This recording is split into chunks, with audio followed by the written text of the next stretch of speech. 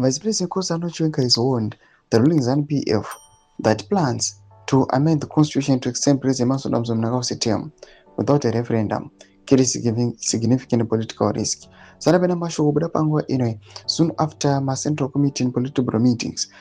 VP Kosano Chiwenga is spoken. Obuda tara panguva ino achiti aiwa ZANU-PF ibate redu panguva ino. Let us be productive. Now we are extend the team mtugamiri wenyika msikeni referendum ino riska aiwa now dzimatongero enyika pamwe nebato rawo and subscribe or like on the bell icon panapa tinopinda pahendo yaZimbabwe close again anobulanyura chiti Hobri Chiwenga has warned ZANU-PF in fake opposition groups against the term limit resolution. He called the 28th agenda a selfish plan driven by counter-revolutionaries who have hijacked state powers through ZANU-PF to protect their ill-gotten wealth by amending the constitution.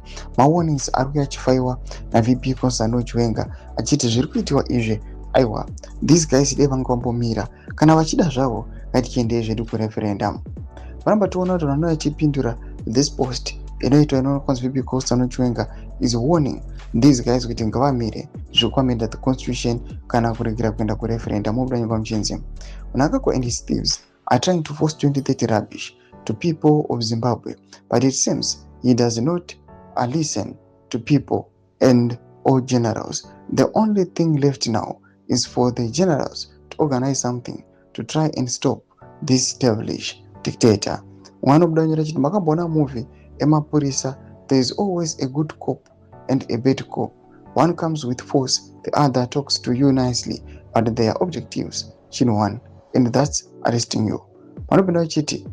Here we go again. Every now and then, they throw Zimbo's little tidbits to keep them exciting and occupied with conspiracy theories. We are their entertainment. Doma developments are kuda pangwa inoi. Pina comment section meru board zamafungo emarude pamsari pima warnings wa issuana VP Kosano Chiwenga.